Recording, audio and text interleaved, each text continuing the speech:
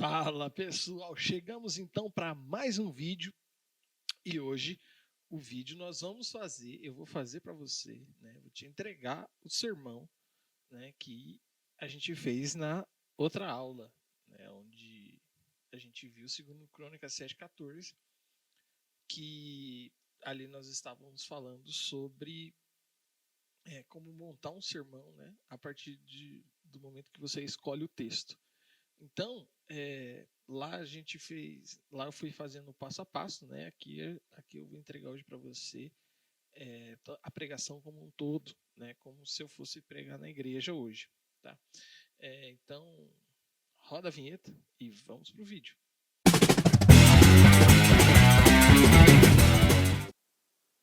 Bom, recentemente eu estava pensando sobre aquilo que muita gente fala, né? E até mesmo é uma lei da física, que é a lei da ação e reação. O que acontece na lei da ação e reação?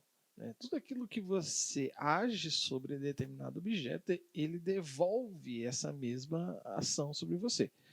Então, se eu empurro a parede, na mesma proporção, a parede está me empurrando, e essa é a lei da ação e reação. Na vida, é quase a mesma coisa. É praticamente a mesma coisa, porque se eu tenho uma ação, naturalmente acaba gerando uma reação.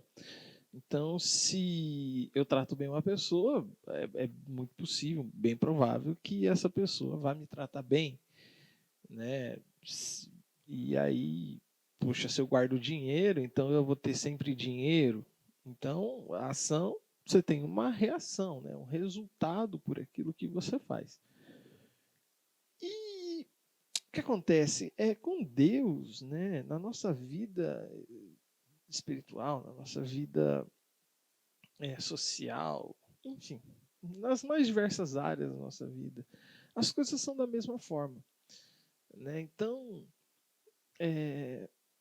às vezes a gente pode encontrar alguns problemas, algumas situações que são decorrentes que são uma reação àquilo que já aconteceu lá atrás, ou então, pode ser uma ação que está vindo sobre nós e a forma como nós vamos reagir a isso vai fazer toda a diferença. Então, eu estava meditando sobre isso, e eu acho que esse texto tem muito a calhar. Então vamos fazer o seguinte, vamos ler o texto de hoje. Eu vou projetar aqui para a gente. Então diz assim: se o meu povo, que se chama pelo meu nome, humilhar-se e orar, buscar a minha presença e afastar-se dos seus maus caminhos, eu os ouvirei dos céus, perdoarei os seus pecados e restaurarei a sua terra. Segundo Crônicas 7:14. Então o que acontece? Com Deus, e Deus trazendo essa mensagem para o povo de Israel é a mesma coisa. Ele mostra que há uma ação e sempre há uma reação. A história de Israel é uma história muito doida, porque é cheia de altos e baixos, o povo se afasta de Deus, se aproxima de Deus, se afasta de Deus, se aproxima de Deus. E o que é interessante é que nesse texto, nós vimos até na aula, mas só para a gente poder contextualizar, esse texto, o país estava vivendo um momento de paz, Salomão era o rei, Salomão era o filho de Davi, o homem segundo o coração de Deus, e Salomão teve um reino de paz, de prosperidade, as coisas andaram super bem, e aí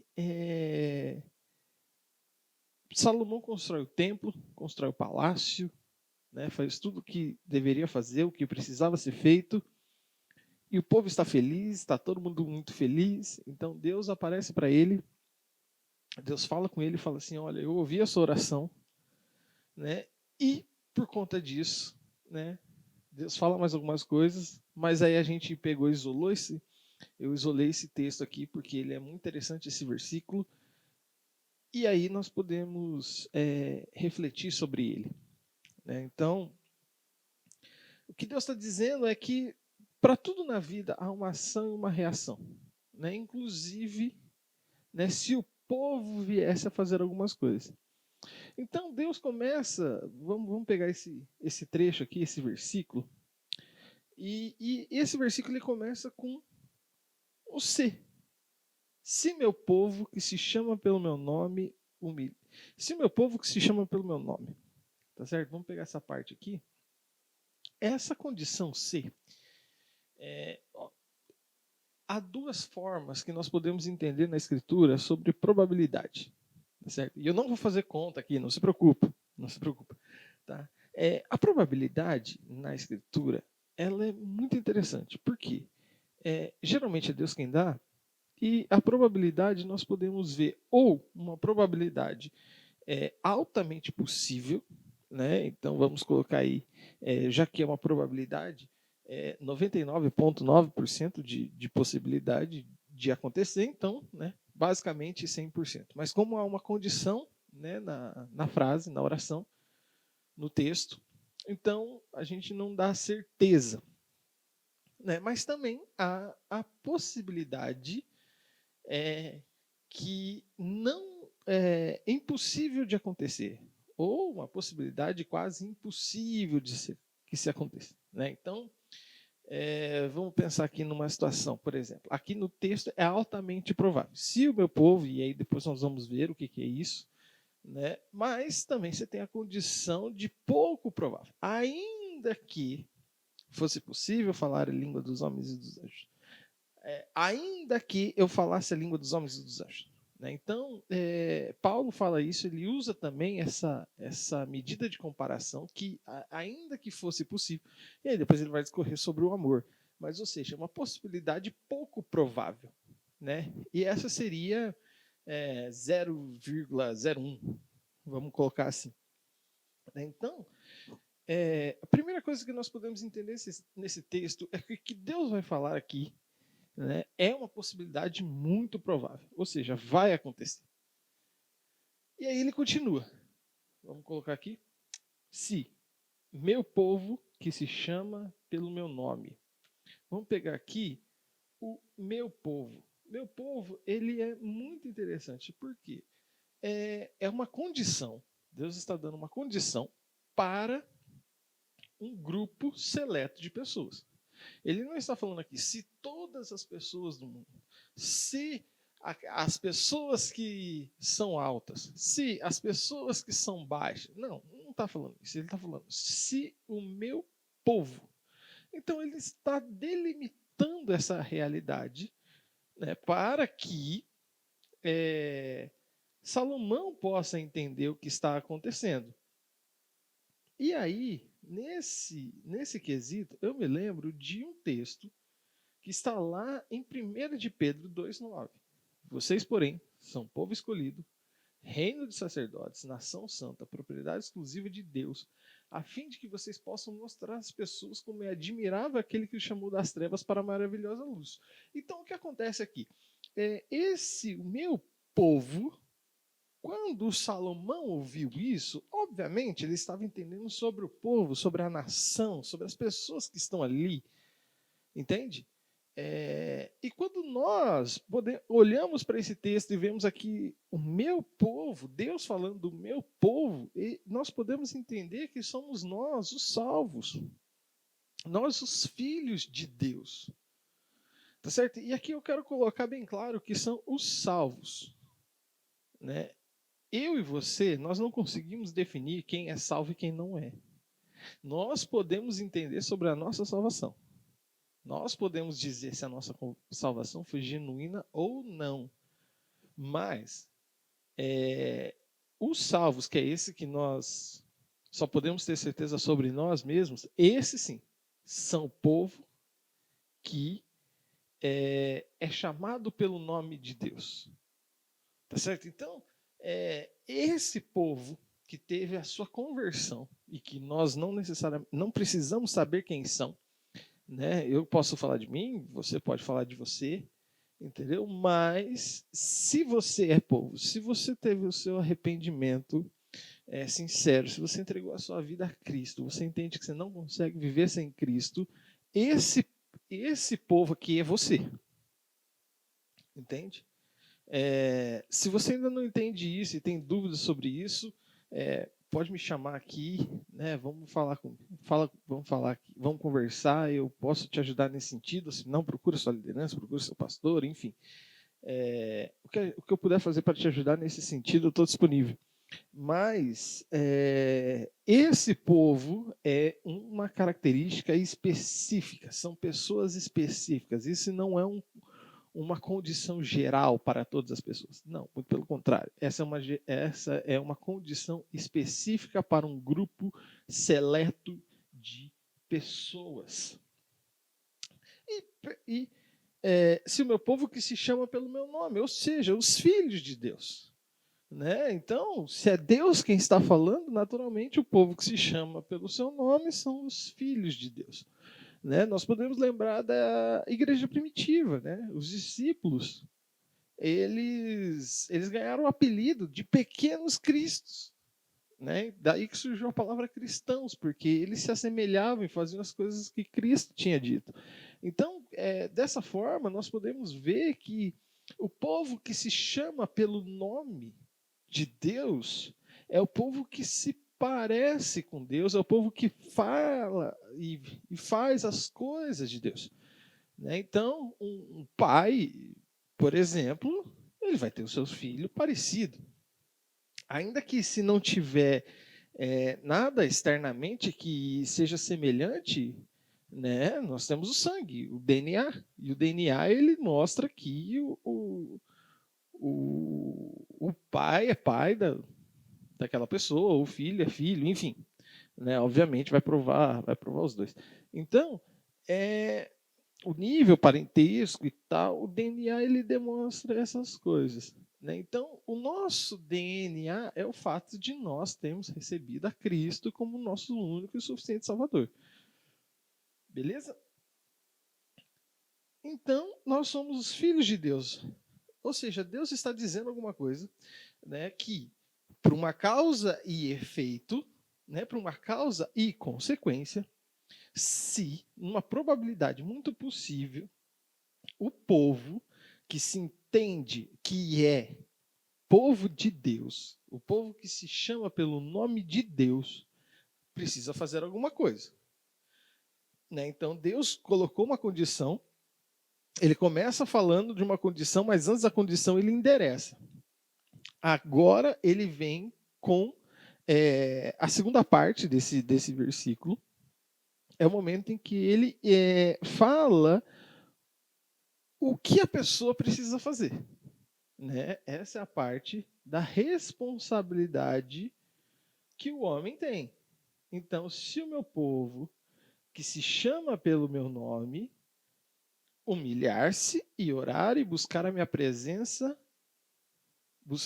humilhar-se e orar, buscar a minha presença e afastar-se dos seus maus caminhos.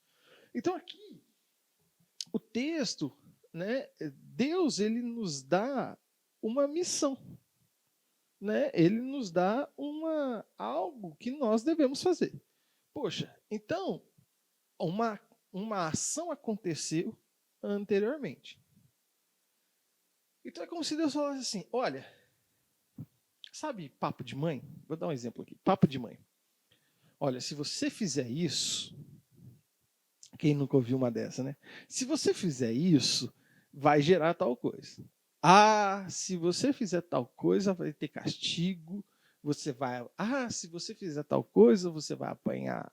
Entendeu? Então, tipo assim, há um aviso. Né? O que a mãe geralmente coloca, o pai geralmente coloca? Coloca uma condição, vai fazer uma condição e está endereçada a você. Olha, se você fizer isso, né? Então, o você já mostra o que seria para nós aqui, o meu povo, que se chama pelo meu nome, fizer isso. Né? Então, primeiro vem a condição, o endereço e a ação. Então, na causa e consequência, Deus está falando aqui, olha, aconteceu alguma coisa.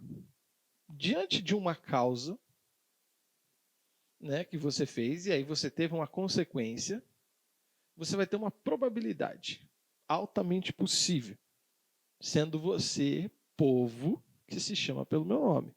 Primeira coisa que você deve fazer, humilhar-se e orar. Entende?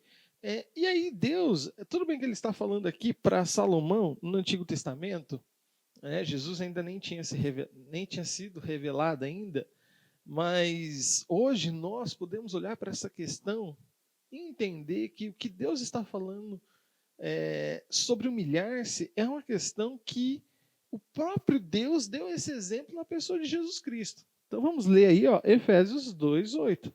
Humilhou-se e foi obediente até a morte e morte de cruz. Ou seja, o próprio Cristo foi exemplo de humilhar-se. O próprio Cristo. E aí, no caso, a missão de Cristo não foi por uma causa de uma consequência errada dele, mas nós. Né? Cristo, ele foi aquele que veio morrer por nós, né? Ele se entregou por nós, ele se humilhou por nós para que nós pudéssemos ter vida. Né? Então, na infinita misericórdia e amor de Deus, né? Deus entregou Jesus por nós.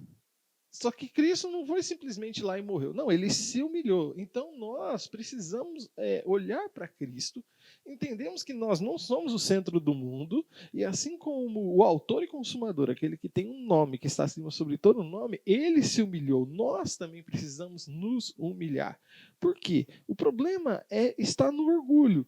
Quanto mais orgulho eu tenho, mais eu acho que eu sou alguém, mais eu acho que eu posso alguma coisa, e mais eu atrapalho a situação. Então, né, nós precisamos nos humilhar. E aí, humilhar e orar. Veja, acompanhe comigo esse pensamento. Deus fala para humilhar-se e orar.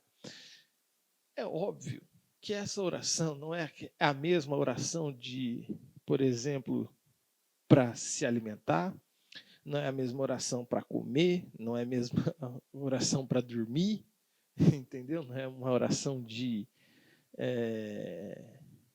intercessão? Não. Isso aqui é uma oração de confissão de pecado. E aí eu quero ler com você 1 de João 1:9. Mas se confessarmos nossos pecados, ele é fiel e justo para perdoar nossos pecados e nos purificar de toda injustiça. Ou seja, aqui nós podemos ver mais uma condição. Entendeu? Então, se confessarmos os nossos pecados, ele é fiel e justo para nos perdoar e nos purificar de toda injustiça. Ou seja, probabilidade altamente possível. Se confessarmos os nossos pecados, 99% de chance, ele é fiel e justo para nos perdoar de nossos pecados e nos purificar de toda injustiça. Ou seja, confessamos, nós seremos purificados e limpos da injustiça.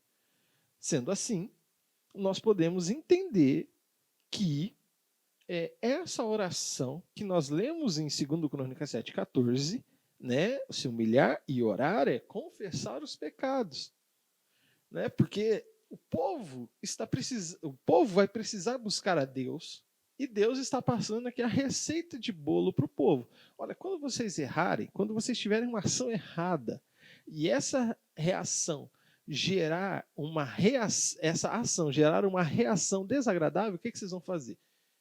Vocês vão se humilhar, vocês, meu povo, vão se humilhar, vão orar, entendeu? Ou seja, vão confessar o seu pecado, vão buscar a minha presença, entendeu? Buscar a presença.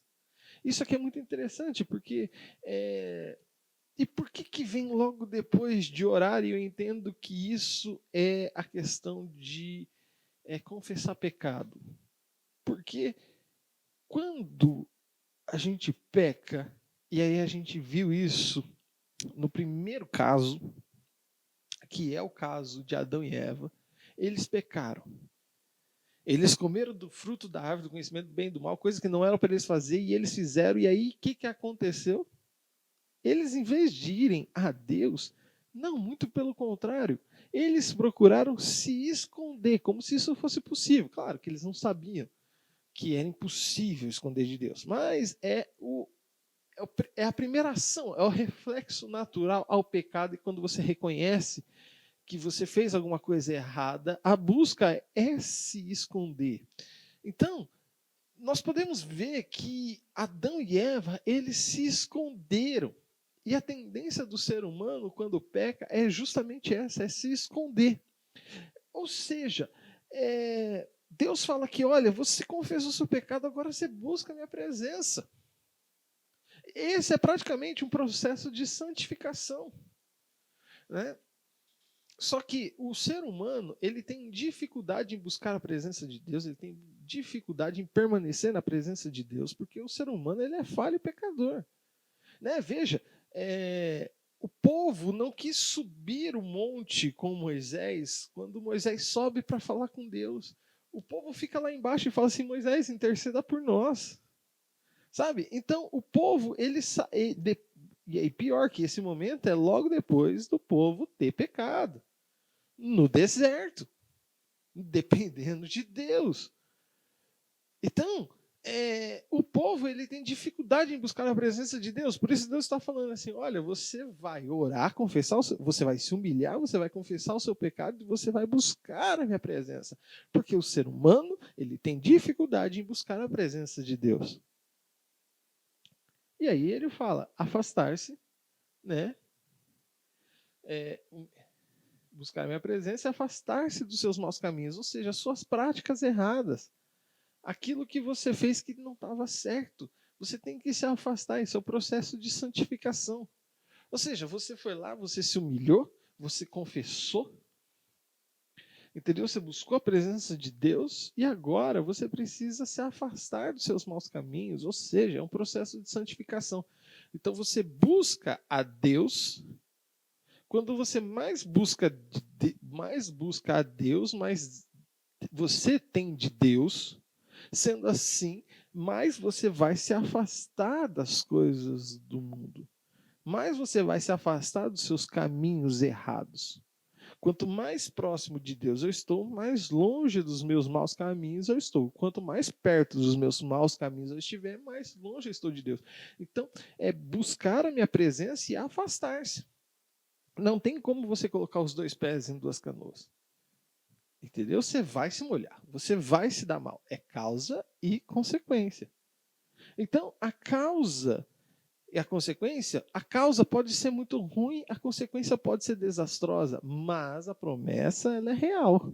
Então, está acontecendo aqui, olha, Deus deu a condição, endereçou o povo, né? E agora ele vai falar da promessa, ele vai falar o resultado. Então vamos ler novamente aqui o texto. Se o meu povo que se chama pelo meu nome, foi isso que nós vimos, né? A condição e o endereçamento. E aí vem a ação que o ser humano precisa ter, que é humilhar-se, buscar a presença e afastar-se dos seus maus caminhos. Aí vem a promessa. Eu os ouvirei dos céus, perdoarei os seus pecados e restaurarei a sua terra. Olha só, esse texto, olha só o final dele. Eu ouvirei dos céus, perdoarei os seus pecados e sararei a sua terra. Olha só, 1 de João 9 que a gente acabou de ler. Ele é fiel e justo para perdoar os nossos pecados e nos purificar de toda injustiça. Tá vendo como é semelhante? Purificar a injustiça, restaurar a sua terra. Claro que são situações, são escritores diferentes, mas a ideia é a mesma. Então, agora vem a promessa de Deus: eu os ouvirei.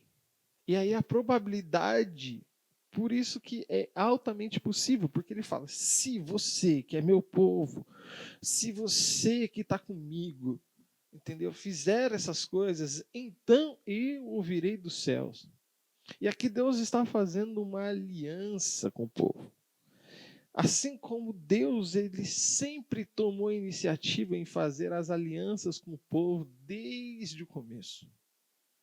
Né? Então Deus fez uma aliança com Adão e Eva, que era para eles não comerem do fruto da árvore do conhecimento do bem e do mal. Assim, no momento em que eles comeram, Deus fez uma profecia, né, que viria aquele que pisaria a cabeça da serpente, Gênesis 3,15, uma promessa já falando sobre Jesus. Né? Deus manda o dilúvio sobre a terra. E aí depois ele promete que nunca mais fazer isso. Ele faz uma aliança com o povo. Né? Ele faz uma aliança com Abraão, que é a circuncisão. E então nós vemos várias alianças de Deus com o povo. E nessa promessa aqui nós podemos ver que Deus faz mais uma aliança. Eu ouvirei dos céus, perdoarei o seu pecado e restaurarei ou sararei a sua terra. Restaurarei. E aí nós podemos entender que isso é uma promessa local, que nem no caso para o povo mesmo ali, da qual contemporâneo de Salomão. Nós podemos ver que isso é uma promessa a longo tempo, porque depois teve o segundo templo, né? E aí a nação ela se recupera depois de anos, né? De momentos difíceis. E nós também podemos ver uma promessa eterna. Porque veja, Deus fez uma aliança com Adão e Eva, e essa aliança foi quebrada e acabou atingindo toda a criação, todo o universo.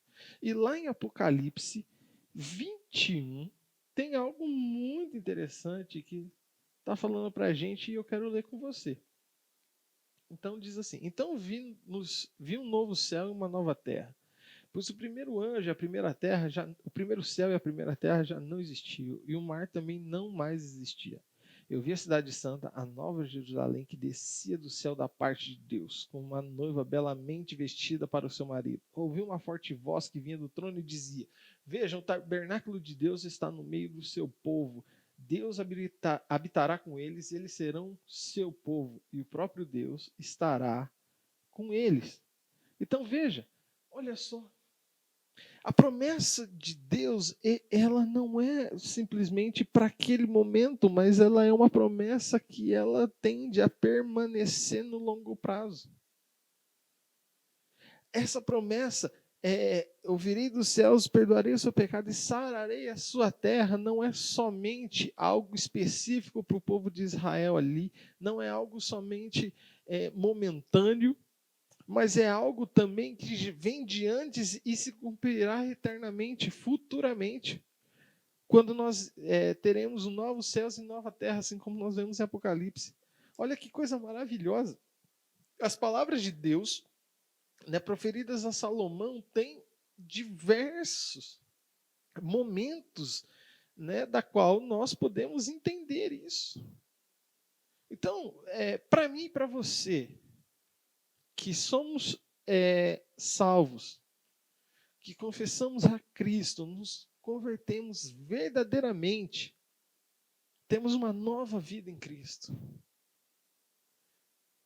Eu preciso que você saiba que nós que somos povo dele, nós precisamos nos humilhar, orar, buscar a sua presença, afastar-se. Nós precisamos nos afastar dos nossos maus caminhos, porque a promessa dele é que ele ouvirá dos céus, perdoará o nosso pecado e restaurará a nossa terra. Haverá um tempo em que nós seremos libertos de toda e qualquer presença do pecado. E aí o que acontece muitas vezes é que nós vivemos uma vida em que confessamos com os nossos lábios, mas o nosso coração está longe. Está longe da presença de Deus. E, na verdade, as nossas atitudes, o nosso coração revela aquilo que realmente é verdade no nosso coração. Então, se nós não vivemos essa vida separada, se nós não vivemos essa vida em humilhação, oração, a busca pela presença de Deus, quando Deus extinguir o pecado do mundo, as pessoas que simplesmente falaram da boca para fora, mas o coração mostrará outra coisa, essas também serão. Por isso que a mensagem que Deus fala é para o seu povo e não para todas as pessoas. É causa e consequência. A causa daquilo que você está causando hoje. será a consequência que você irá colher amanhã. E o que você irá... E aí fica a minha pergunta para hoje. A consequência será boa ou será ruim? Então, quero deixar esse pensamento para você. Né? Essa é a mensagem, né, que eu montei a partir da aula que a gente fez. Em breve virá a outra mensagem. Né? Então, eu quero deixar com você. Deus te abençoe. Qualquer coisa, você pode falar comigo. Me chama nos comentários, me chama no particular, me chama no Instagram. Aonde for necessário. Se você quiser alguma ajuda, estou disponível. Mas não fique sozinho. Vamos conversar. Deus abençoe e até o próximo vídeo.